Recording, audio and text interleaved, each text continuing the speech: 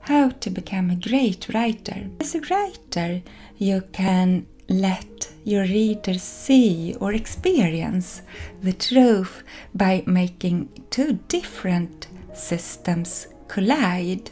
We as humans love the truth, and the truth lies in the unexpected.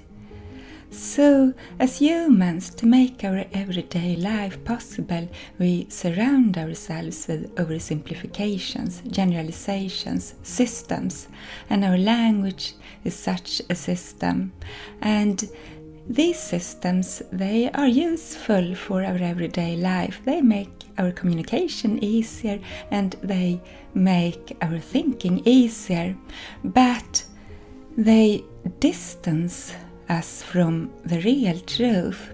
That's why we love unexpected incidents and unexpected surprises so much. And as a writer, you can let your readers see or experience the truth by making two different systems collide, so that suddenly the reader can see that these systems, they are just generalizations, and the truth is so tremendously more rich than our languages and systems can describe. And that's why we love poetry so much. We love the truth, but we are not strong enough to always see the truth.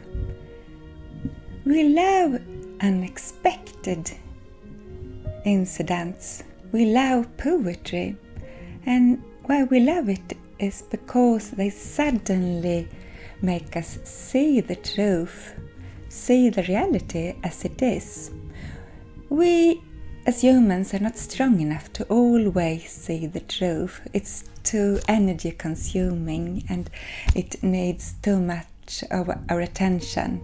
To live our everyday lives, we have to fall back on generalizations and systems.